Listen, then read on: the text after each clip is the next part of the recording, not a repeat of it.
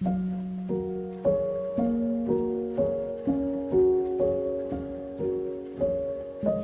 that gonna work? Because he's literally a ghost. Where's the romance gonna be? So I'm curious about that. Not a love triangle, but 3 people. When you think of me, I want you to think about this book, and then when you think about this book, I want you to think of me. Like, hi, welcome to another video. So if you guys hear the jazz music, look, I'm like obsessed with jazz music now. Today's video, I am going to do like a little like mood reading vlog. Yeah, and you guys gonna come along with me throughout the week. So the first book that I'm going to be reading, we're super excited because I've been wanting to read this book for a while, and it's like free on Kindle Unlimited, and I was like, let's go. The Mindfuck series. This one in the Kindle is like breaked into, they're kind of like novellas. They're like break into like 5. Each novella is like around 100 pages, but the physical book of the Mindfuck series is like a whole big 500-page book. All of the series are all together. Okay, if you guys don't know, the Mindfuck series is about a girl named Lana Myers. She is actually a serial killer. I think you have both point of views of Lana and Logan, and Logan is the FBI agent, and the FBI agent is currently working on her case. You're not the editor. Adios. Anyways, this is all in the back of the book, so it's not spoilers. Weird because Lana is a serial killer and Logan is an FBI agent. So how is that gonna work? What's gonna happen? I need to know.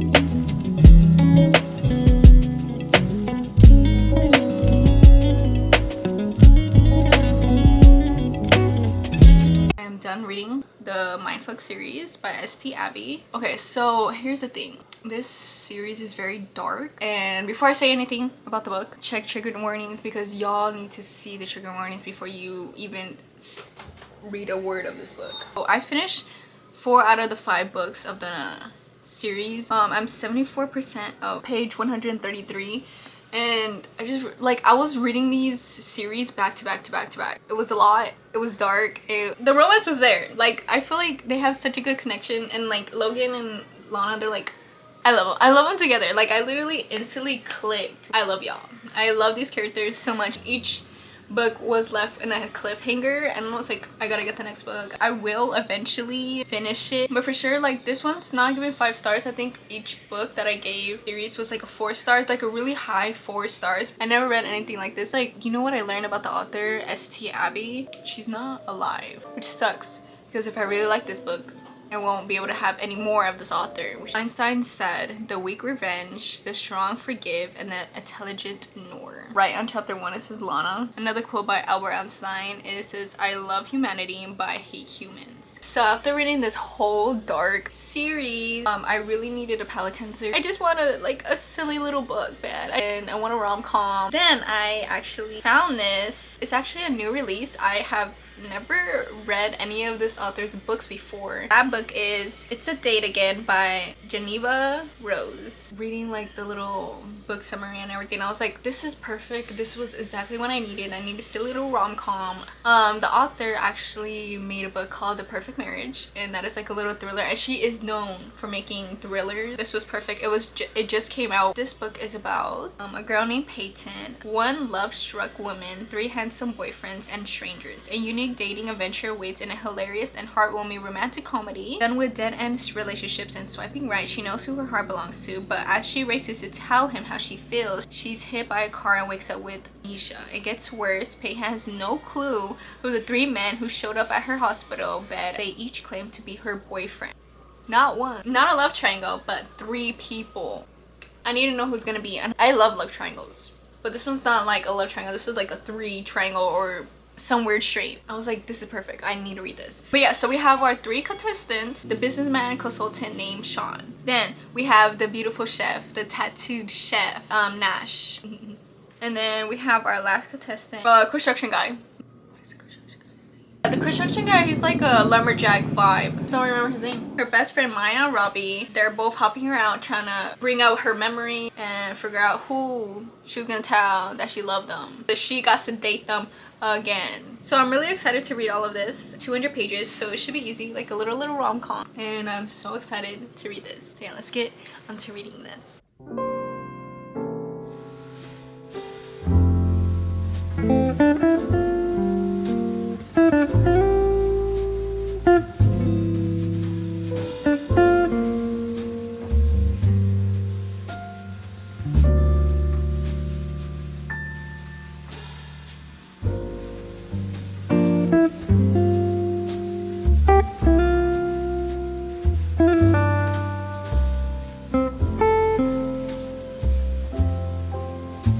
Look guys, look what I found. I usually don't like listen to music, but it's like my new favorite thing now. And it's like jazz coffee shop music. I like it. It's like so calming and it's so cozy. And right now I'm doing the Christmas one because it's November 1st. We're gonna talk about the book that I'm currently reading. It's a little update of what I think. I'm currently on page 94. You have like 3 guys just waiting in line, be like, well, I'm the boyfriend, and the other guy, all the other guys were, I'm the boyfriend. Like, you managed to have 3 boyfriends. But yeah, you get to meet all the 3 guys. Okay, so one of them, we're gonna talk about my favorite one. His name is Nash. He's a chef. And like, you're getting an insight of like each guy. But so far, I have 2 theories.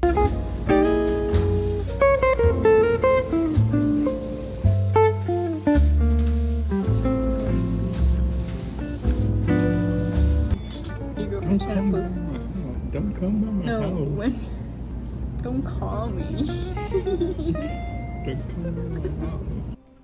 Don't call me. Don't come by my house. We're done.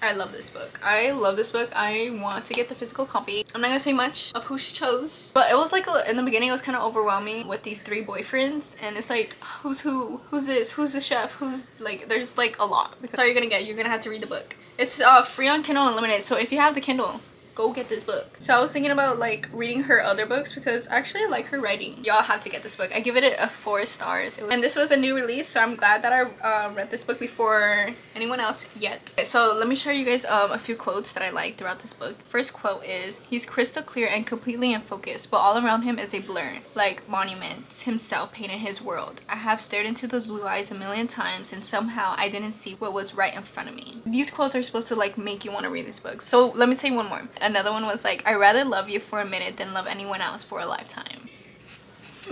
Yeah, y'all have to read this book. I recommend this book. So the last book that I'm gonna be reading, and I wanted to get back into Ashley Paulson's world and her writing, and it's still in the fall season. I still don't want to read Christmas books. Probably gonna wait until like the end of November. So I decided to pick up this one, The Dead Romantic by Ashley Paulson. And this book is about Florence Day. She is a ghostwriter by the most popular romance author in the industry, but she has a problem. After a terrible breakup, she has no longer believes in love. It's good as dead. She has a new editor.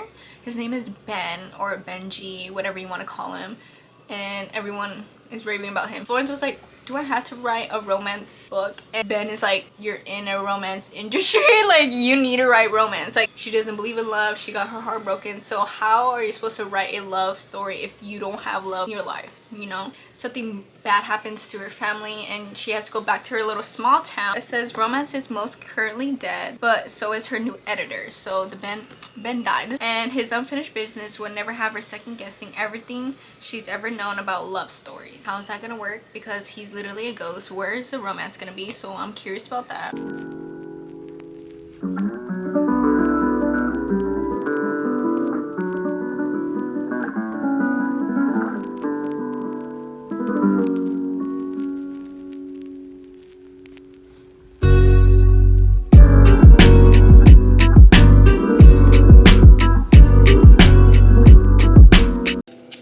have my jazz music on. So I'm reading the last book I'm going to be talking about in this video. It's called The Dead Romantics by Ashley Poston. Y'all know I love this author. This is the most recent one that came out this year in 2023. It's called The 7-Year Slip. It's like a time travel love story. So amazing. This is Infinity Stars. This is my #1 of the whole year book. Highly recommend this book. So when you think of me, I want you to think about this book, and then when you think about this book, I want you to think of me. And I want to meet Ashley Poston too, so, and tell her how much I love her book. Okay, so these two, they're both placed in New York. One family member of the main character is dead. That's the only similarity they have. And this one I actually cried, and I think some people cried in this book. I'm barely on chapter 29 and page 250. So I'm almost done with that. I haven't cried yet. She did write one of her books before she was a ghostwriter of this certain author. Florence said she could see ghosts, so like that's why she could see like Ben. Like the romance is like a little bit like little crumb. They're both like, they're always like spaced out. It's more like literacy fiction and then a little bit plot of romance, which I think is like perfect for me. There's always a meaning behind these books. There's meaning of life, of a life lessons, like everything. And I like that about Ashley Poston. Like, you're done reading the book, you learn something new. I don't have the feeling of 5 stars. We'll see. I still have 100 pages left. I haven't cried yet.